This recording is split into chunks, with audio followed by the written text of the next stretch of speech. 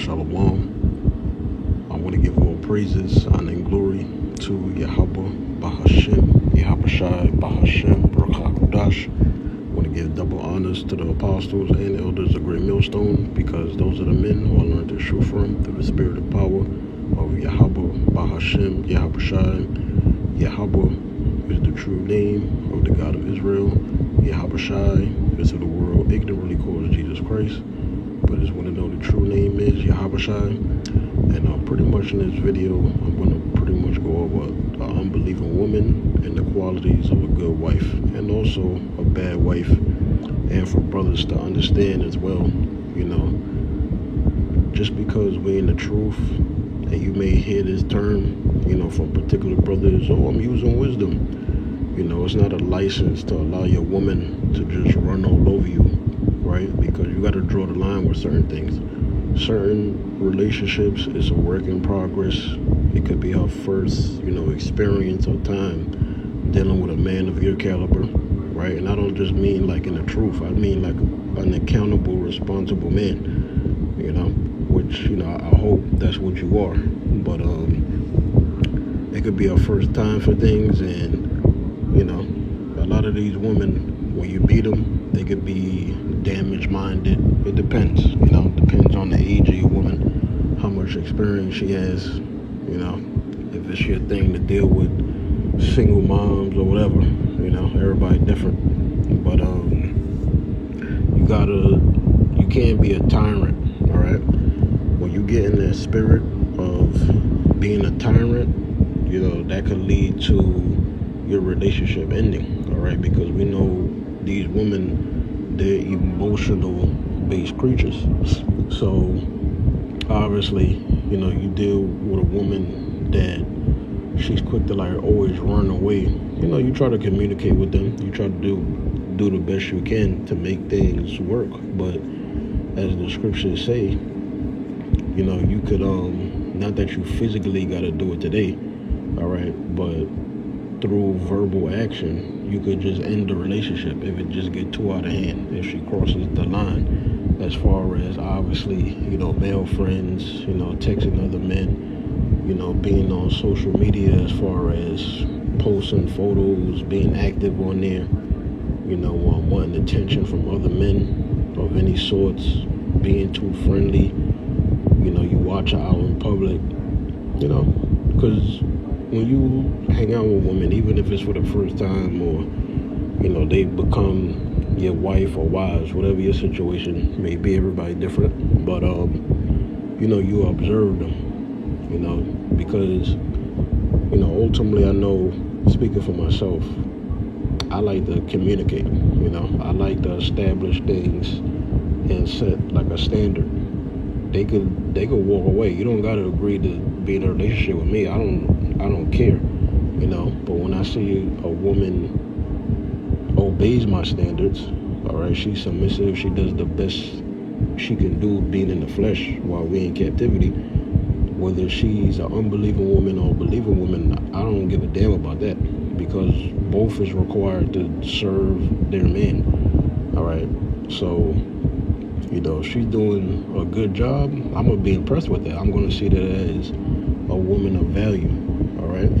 But if you got a woman that, you don't have no form of control at all, then that's not good as a man. You always need control. Now, there's going to be situations where things ain't always going to be perfect. Y'all going to argue, but it should never get too out of hand to where, on her part, it leads to adultery. If you got a woman that commit adultery on you a dumb motherfucker if you forgive her and then you give her another chance and then another chance. You're just stupid, especially if you know the scriptures, all right? A woman commit adultery on you, that's crossing the line. So you're not supposed to forgive no woman for committing adultery on you. I mean, that's crazy. Now, a woman, she may say or do stupid things, and if it ain't crossing the line as far as, her loyalty and honesty and love to you, then, you work with her, all right? Because these women, they need grace too, You got to have mercy. You can't be, too tough on them as you would with a man, Because you got particular men that's like that, all right? You treat your woman like she's a fucking nigga out on the street. You know, the way how you talk to her, and which, you know, it ain't none of my business, but I know those examples exist in the truth and just like in general, all right? You got to develop the spirit of discernment to understand if this woman is good, if I can work with her, you know, if I can mold her, you know, is she going to allow and let me lead, or is every day just going to be a constant fucking war between us? You got to develop the spirit of discernment, because if you get that woman pregnant, you got to be accountable and responsible for getting her pregnant, all right? So you got to be mindful of these things. And before I get into the lesson, you don't need a woman to be a believer, all right? She could be an unbeliever, because you have to understand a lot of these women that's in the truth that think they have the Holy Spirit, this knowledge, it makes them masculine. If you're a real man, that's not going to stimulate you, that's not going to turn you on. That's actually going to piss you off. That's going to make you want to be a tyrant. That's going to, you know, it's just going to irk you, because it's like dealing with another dude. And, you know, when you in your house, your dwelling, you know, you want peace. You know, you want some form of rest. You know, you don't want to be in your house and it's just a constant war, constant arguing. She don't provide you no value. She doesn't support you emotionally, financially. She's not a team player. She's not fun. You know, you can't have deep conversations or any conversations with her. Then, you know, why would you waste your time? All right. So the point is, whether it's a believing or unbelieving woman, they both are required to respect and love you forever. So this is the NLT version, right? This is on 1 Corinthians chapter 7 and verse, let me see. Okay. All right. This is 1 Corinthians chapter 7 and verse, I'm going to start at, damn man, whole chapter good. Forgive me. Let's see, let her remain single. Okay, I'm going to start at 12. Now, when you read the book of Corinthians, this is a letter that's addressing the church or the believers at Corinth, Greece, which are Israelites. This is why Paul uses words like brethren, you know, church, saints. He uses words like us, because he's addressing a specific type of people in that particular location. That's why you got Romans, Galatia, Ephesus, Philippi, you know, Corinthians, so forth and so on, all right? So he's talking to the Israelites. And what is he doing here? He's teaching them how to observe the Lord's statutes and commandments, all right? So this is 1 Corinthians chapter 7 and verse 12 NLT. It says, now I will speak to the rest of you, though I do not have direct command from the Lord, right? And this is Paul speaking through the Holy Spirit. Because remember, Paul, he was a Pharisee, all right? Just because you hear the word Pharisee, that don't automatically mean he was wicked. You had Pharisees that believed, such as Paul's teacher, Gamaliel. You had Apostle Paul himself. He was a chosen vessel, all right? You had a sect of Pharisees that believed. You had Nicodemus.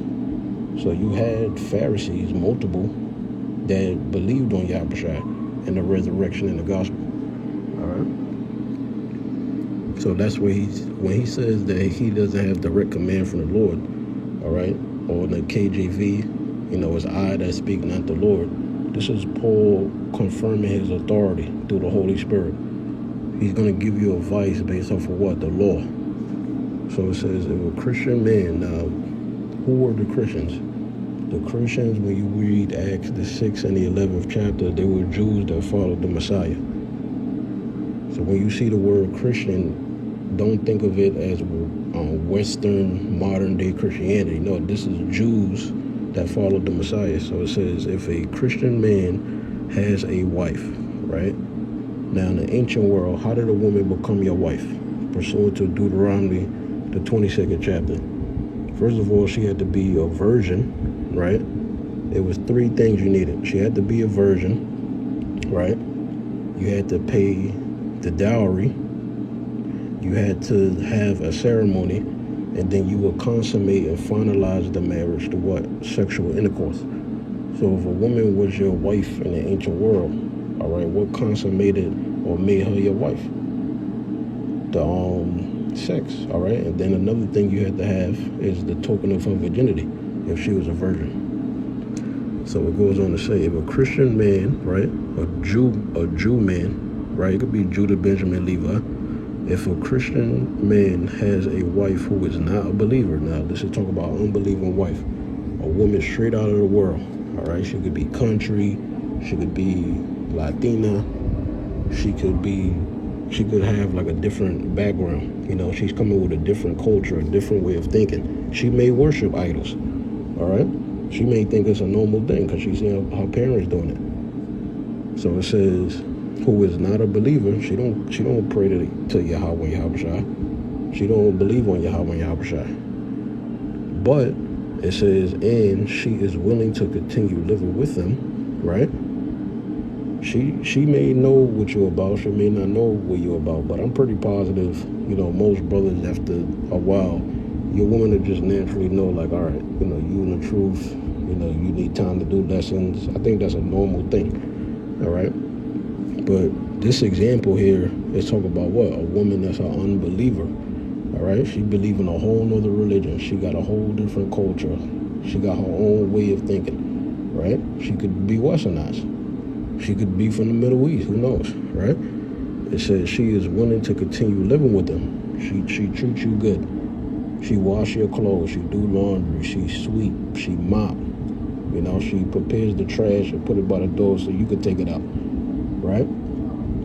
She, you know, she makes sure everything is good. Scrub the toilet, scrub the tub, fold the sheets. She does everything that a woman's supposed to do. And the cherry on top, you know, she pleases you sexually, right?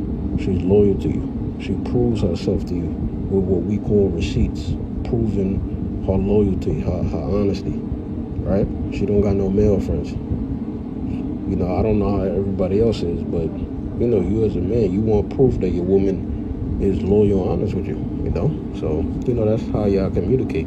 She may prove to you that what? She don't got no other man that she dealing with, right? So she treats you good, but she not in the truth though. She don't call upon Yahweh Yahushua. She's an unbeliever, but she treats you good. You know, she may know you don't eat pork, so she ain't gonna make that shit for you. Really, she might not want to eat the shit either.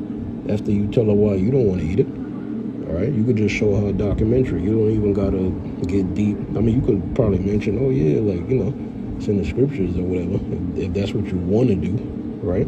But you would just be like, yeah, you know, pigs, they don't got a sweat gland. You know, all the toxins and rotten food and shit that they eat, that's in the meat. And that meat has worms that causes cancer. Now she don't want to eat the shit. You see what I'm saying? So she is willing to continue living with them. She know what you're about, but she do everything that a wife is supposed to do to the best of her abilities.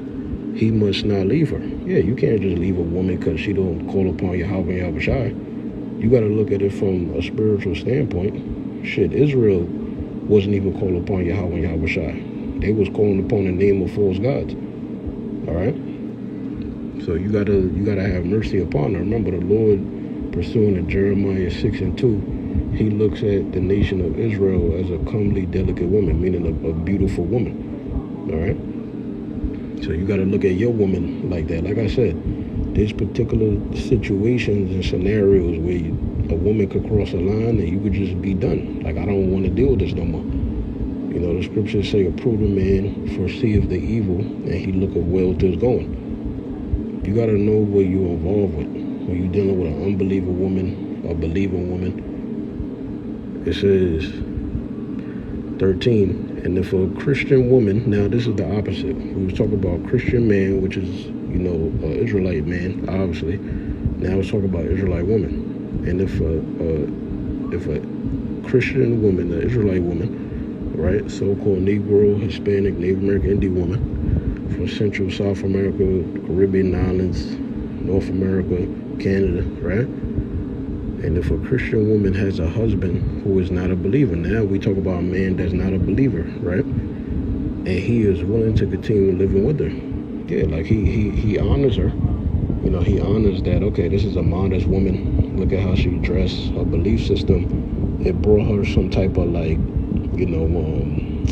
I want like the right word for it, some type of structure to her life, to where she doesn't operate like the traditional westernized feminist woman. That might turn them on. Like, yeah, I got a real decent woman. She may or may not wear a head wrap. Who knows? So the point is, even though he may not call upon Yahweh and Yahweh Shai, he still accepts her for who she is. It says, and he is willing to continue living with her. She must not leave him. So you've seen brothers do videos like that. All right, you have a sister, my husband does this. And that woman that wrote that on that brother's comment board, she was wicked.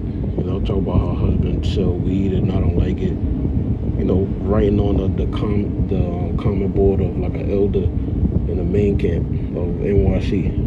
These women, they're very adulterous and they don't even realize the type of danger and traps you could be putting a man in. All right? Pillow talking, telling you your business. Yeah, not supposed to be a woman in the truth saying things like that. You're not supposed to be telling other men about your relationship. Whatever happens between you and your husband relationship, y'all supposed to communicate and work it out. It ain't supposed to be on display for everybody. So it goes on to say, let me read it again. When you talk about a woman, there's a lot to talk about. 1 Corinthians 7 and 14. For the Christian wife brings holiness to her marriage, and the Christian husband brings holiness to the marriage. Exactly, because they both bringing forth what? Some type of structure, all right? Something that reminds you of the law. And then you see how beneficial it is to keep the law, even if you're not a believer. Remember what Romans, the second chapter, says about being a Jew inwardly, how you just naturally just be keeping certain laws, right? It says, otherwise your children would not be holy, but now they are holy. It says, but if the husband or wife who isn't a believer insists on leaving, now this is a whole different scenario right now. Now you're dealing with a scenario, right, that it could be an unbelieving husband or unbelieving wife who isn't a believer insists on leaving. They want to just terminate the relationship, right? It says, let them go. Yeah, let them go. In such cases, the Christian husband or wife is no longer bound to the other, for the Most High has called you to live in peace. Exactly, because that person is in the world ultimately. You can't, certain people, you can't mold them, all right? Certain people, they just stuck in their ways. They don't fucking listen. They can't take correction. They can't take rebuke. They can't even communicate in the smallest levels. They emotionally unstable. What the hell are you gonna do? Like, you want to deal with shit like that? So if they decide that they want to leave, go ahead. Don't stop them. Don't stop them. Let them open up the door, close the door, bet, and lock both locks. Put the chain on the door. All right. So there you go. Because why is it saying it like that? Because the one with the wisdom that's supposed to know better, right? According to the law, statutes, and commandments, they dealing with that person according to wisdom and according to the law. So they're not guilty. They didn't tell that person to go. That's what they wanted to do. And the person is an unbeliever. So go ahead. It says, don't you wives realize that your husbands might be saved because of you? Now, why does it say it like that? It's not saying that you being saved just because of a woman. You're being saved because of what? The godliness that she's going to bring to the relationship. And ultimately, a woman could tell her husband about Yahweh and Yahweh Shai and the truth. And if a man really loves his woman, you're going to take an ear to what your woman is saying. And he might do the research, and he might come to the conclusion that he's an Israelite, right? It says, so that's what it's talking about. It says, and don't you husbands realize that your wives might be saved because of you? And that's talking about for the unbelieving woman, all right? Because the unbelieving woman, she don't have to worship Yahweh and Yahweh Shai outrightly. She don't gotta pray to the Lord. The fact that she respect you and she's aiding you, providing emotional, financial comfort and companionship in your walk, that's what the Lord is pleased with. That's how you prove your faith to Yahweh and Yahweh Shai. by serving your husband, giving him kids. All right, being a team player for your husband. That's what you do. You're not a prophet. All right, you're not a prophet. You don't need to be doing no fucking live streams and videos and posting anything about the truth. You don't need to be teaching. You don't need to do that. That's a stressful job. Leave that for a man. All right. Women aren't built to be a prophet. You know how much stress a prophet got to go through? A woman to quit. It says, verse 17, each of you should continue to live in whatever situation the Lord has placed you, because it goes back to what? Predestination. When you read Ephesians, the 1st chapter, everything that we do is preordained. It's according to the Most High will. So ain't no free will. It says, and remain as you were when the Most High first called you. It says, this is my rule for all the churches. All right? And this is Paul putting out a decree, putting out an order to the other Israelite churches. All right? It says, okay, so it's going into a different scenario. So that's it with that. Let's deal with this NLT version. 1 Timothy 2:11, it says, women should learn quietly and submissively. All right, when a person talks, shut the fuck up and let them finish talking. I don't know what's wrong with people. You know, you could be talking and somebody will just talk mid-sentence while you're talking. That shit is irksome. In order for you to learn something, or if you waiting for the answer for anything, you gotta be quiet to hear it. You can't be talking when another person talking. I really can't stand that shit. You know, you have women, they'll do shit like that. If you're gonna learn something, or if you ask a question, you're communicating with somebody, you have to let the other person talk. It says women should learn quietly and submissively. You're supposed to be quiet and listen. You can't get the answer to your question if you don't be quiet to hear the answer. It says, I do not let women teach men or have authority over them, because they're not supposed to, according to the law, statutes, and commandments, pursuing the what? Genesis 3:16, plenty of scriptures, right? It says, let them listen quietly, for the Most High made Adam first. All right, he created man first. Read Genesis, the 1st chapter. It says, for the Most High made Adam first, and afterward he made Eve.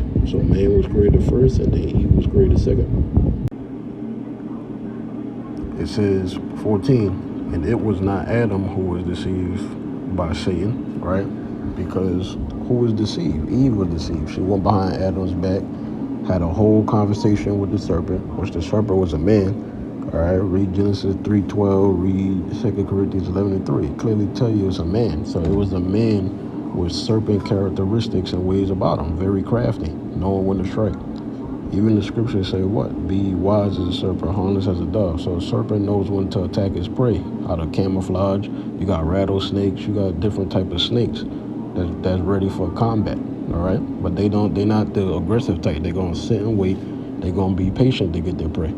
It's like a Venus fly trap, right? So it says, so the woman, she was deceived. So she's in the act of the transgression first. That's why the scriptures say what? A woman came the beginning of sin, and through her we all die.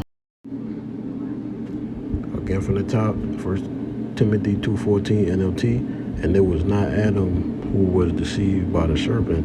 Remember, Adam, he fell in transgression because he followed and hearkened unto his woman. All right? The woman was deceived, and sin was the result. Yeah, and that's why man is in the fallen state. It says, NLT, verse 15, but women will be saved through childbirth. Now, when you read in the scriptures, it talks about a major end-time prophecy called Jacob's trouble, which Jacob's trouble is what? It's a global economic collapse. It's all hell breaking loose in the form of crime going up, inflation, hyperinflation, all type of vandalism, people getting robbed, you know, their houses getting broken into, burglaries, a lot of mass death and destruction, martial law, quarantine stations, you know, pestilences, disease outbreaks, persecution upon the Hebrew Israelites. I mean, all type of false flag attacks, all kind of things gonna be happening simultaneously during Jacob's trouble, and then you're gonna be having World War III that's gonna be going on, right? So it goes on to say, but women will be saved, right?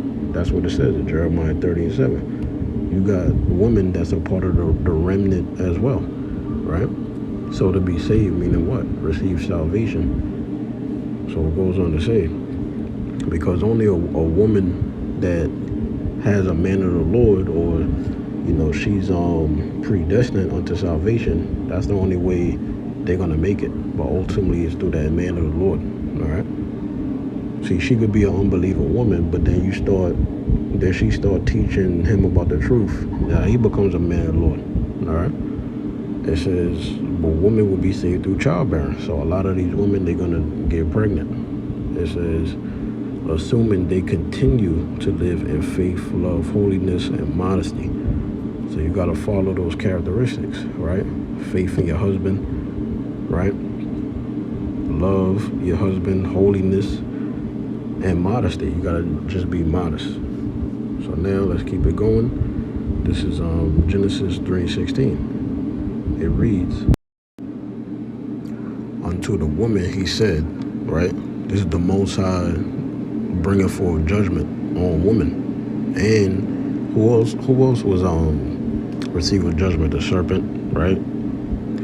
Adam. It says, unto the woman he said, I will greatly multiply thy sorrow and thy conception. In sorrow thou shalt bring forth children. Contractions, labor pains. When they given birth, they let out this screech that can't be imitated or mocked unless a woman is actually giving birth.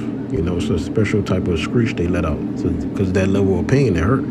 That's why they got to get them like that pain medication. I forget what it's called though. It says, thou shalt bring forth children, right? So that's a curse.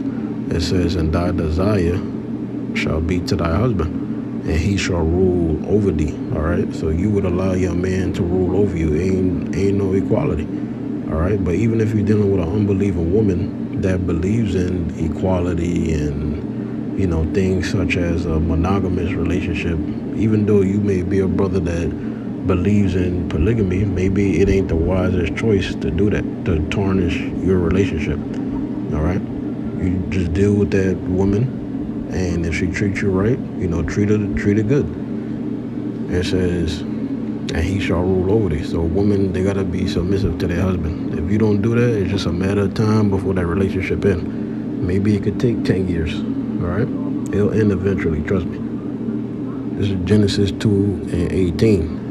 All right, and the Lord God, right, Yahweh Power said, it is not good that man should be alone. So no man should want to desire to be alone, but depending on your country, how westernized it is, how liberated in the form of the different stages of feminism the women are, how much experience a woman has sexually and the dating scene, how much she's experienced, then, maybe the wisest thing for you to do so you don't bug out is that you stay alone. Because some men, they can't handle being in a relationship. They may think, oh yeah, a woman is sexy and all that, but they have zero relationship experience. Some may not have children. That's another level of experience. Some men, I'm talking about men in truth, some men never lived with a woman before. Yeah, it's cute. You could quote scriptures and you talk based off of somebody else's experience, but you yourself, you don't have that experience. So there's certain people, when you listen to their videos, you could tell like, okay, this person, like, they get it, because you experienced that. So the lesson, it'll hit harder for you. All right. But I got sidetracked. Genesis 2:18, the Lord Yahweh Power said, it is not good that man should be alone. So the point is, some men are eunuchs. The scriptures talk about some men that made themselves eunuchs for the kingdom of heaven. Say, hey, that could be a part of your spiritual sacrifice. That's cool, as long as you're not pushing semen retention as a doctrine. But if you feel like that's going to help you out, then that's good for you. All right. So the best thing for you to be in your walk, maybe you might not need a woman. Maybe you may have to wait until the kingdom of heaven. And there ain't nothing wrong with that, because that's between you and the Most High. But then another brother, he may be different. He may be the type of brother that's used to having a rib. But ultimately, men shouldn't be alone. It says, men shall always desire companionship from a woman. It says, I will make him a helpmate for him. Now, let's go into that word helpmate, which I believe is Izaria or Izar. Let me see. All right, the word meet, yep, Izar. And it says a help secure, right? Let's go into this word, see what it says. Let's see. Yep, assistance. So this is how a woman should be. This is a quality of a good wife.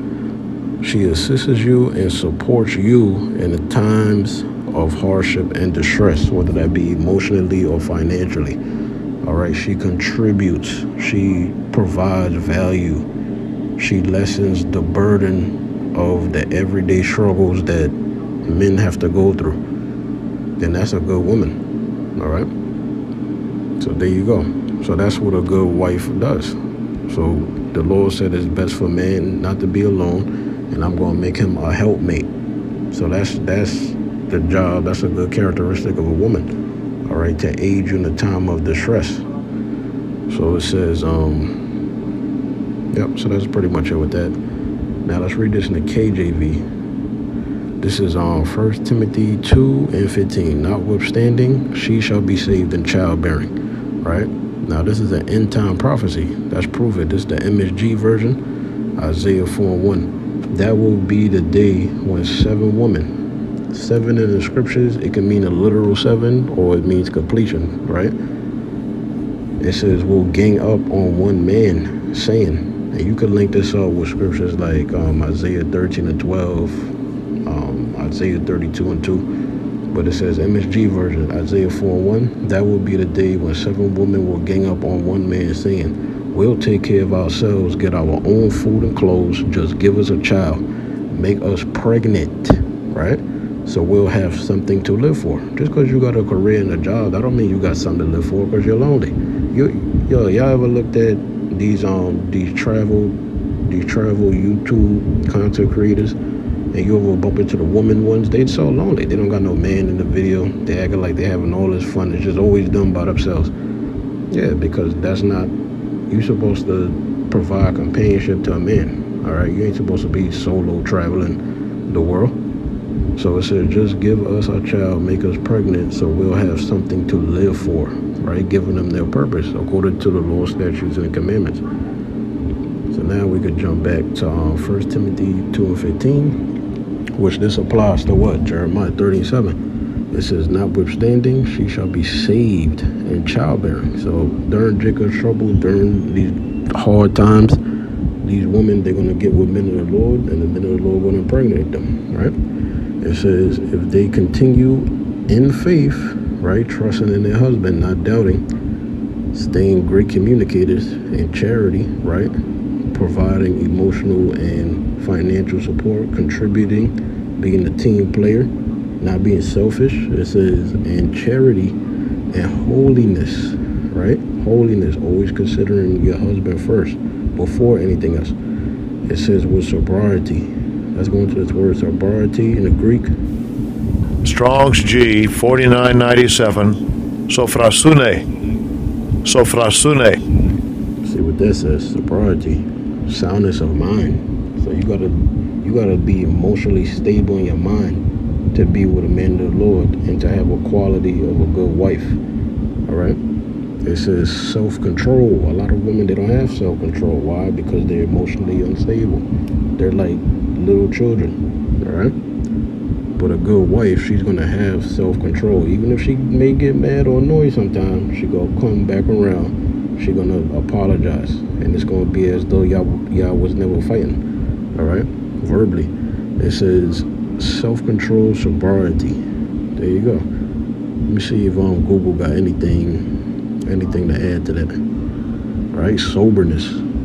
Yeah, man. A lot of these women, they may drink too much. Some women got a drinking problem. They act crazy, you know. Then as soon as they sober up or wake up in the morning, you like, oh shit, I got my wife back. But then, you know, you notice the flaw, you know. So maybe something you may want to do is make sure your woman don't drink, because when she drink, it leads to problems. You know, she may do something stupid in public. So, just keep all that indoors. Or just, maybe she shouldn't drink. It says seriousness, right? Woman's supposed to show her seriousness for the relationship. It says the state of being not drunk or affected by alcohol. The quality of being serious, sensible, and solemn. All right? So these are good, excellent characteristics of a great wife in the last days. This is on Proverbs chapter 31, NLT, one of my favorites. Proverbs 31:10, and as you can see the headline, it says a wife of noble character. Damn, this is amazing to read. NLT version, Proverbs 31:10. Proverbs 31:10 NLT, it says, who can find a virtuous and capable wife? She is more precious than rubies. Yeah, she's more precious than rubies because she's hard to find. Most people you're going to be in society, everybody acts the same. They just look different. That's it. All right, nobody don't really have no originality to them no more. People don't have no identity. It says her husband can trust her. How many of you dudes you actually trust your wife when she leave that house? Come on, man. So these are great earned qualities that a wife is gonna have. A husband can trust her, and she will greatly enrich his life. All right, helping him out financially. Taking less of the burden and stress off of his survival to live every day. Right? She brings him good, not harm. She ain't fighting him. She ain't challenging him every fucking day. All right? She ain't back talking every fucking day. Everything is always an argument.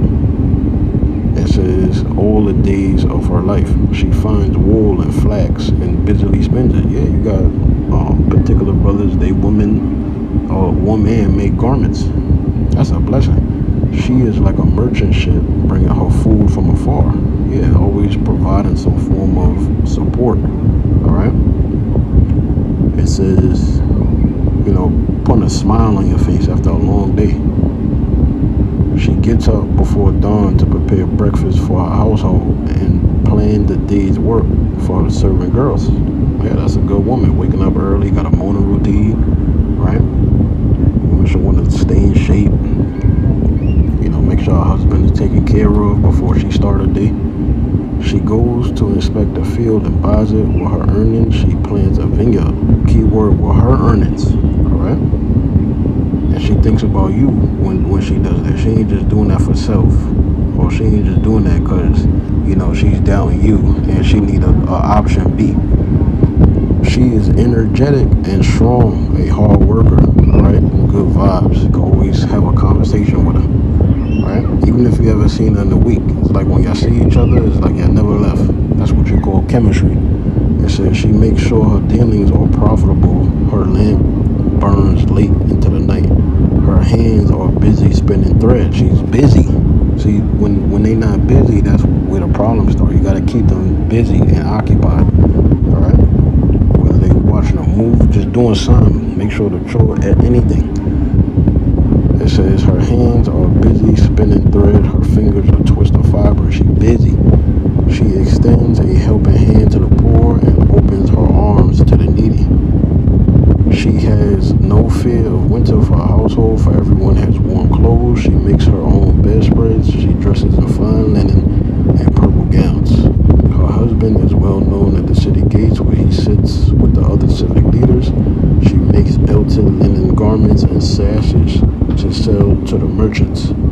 She is clothed with strength and dignity, and she laughs without fear of the future. When she speaks, her words are wise, and she gives instructions with kindness.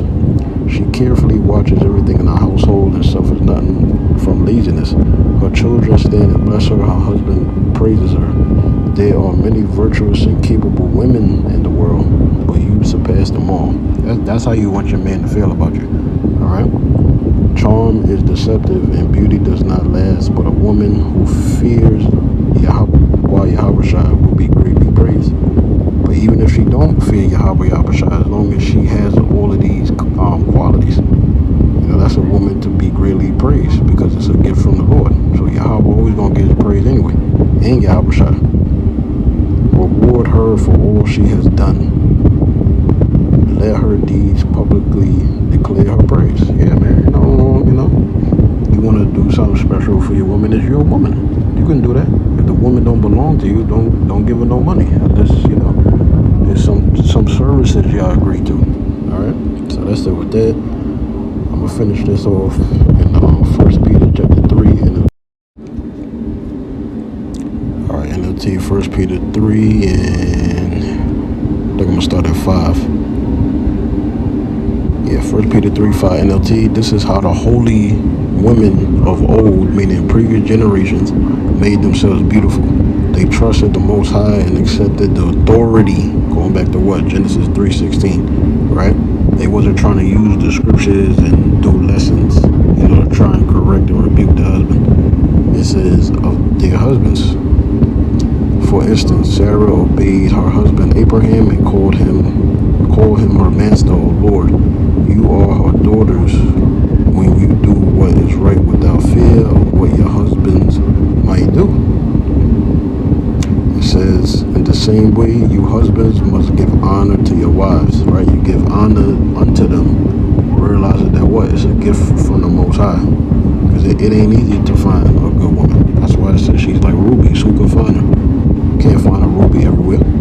Treat your wife with understanding as you live together. Exactly. You gotta understand she's in the flesh. Alright? It might be one day she just say some crazy shit out her mouth. But you gotta understand what the condition of the battle is. You gotta be able to identify sin. You gotta have the spirit of discernment. And you gotta acknowledge she's the weaker vessel. Alright? You gotta understand for yourself your standards. And you gotta understand, if she crosses the line, when to walk away, when to stay, right? When to reset, when to reach out, communicate, so forth and so on. That's all discernment. It says treat your wife with understanding as you live with her. Yeah, you don't want to be a tyrant in your own household, trying to quiz you're like, what's wrong with you? Like, you crazy, You ain't supposed to be a tyrant to a woman. You want her to get in her emotions and start weaponizing that against you in a verbal argument? Come on, man. That's a recipe for disaster. You got to understand that these women, they need grace and mercy as well. They're not going to be perfect. Like I said, that don't mean that they get their way all the time or get their way, period. Or you become a pushover. No, I don't mean nothing like that. But you have to understand every woman that you meet or the woman that the Most High may predestinate for you, she's not going to be perfect. Y'all may have a couple of arguments, alright? But she's not going to cross the line to where she commit adultery, have male friends, your basic standards. She never going to cross those lines, alright? So it says, she may be weaker than you are, but she is your equal partner in the Most High's gift of new life. Treat her as you should so your prayers will not be hindered. Alright? So that's pretty much it. Hopefully he was edified. Shalom.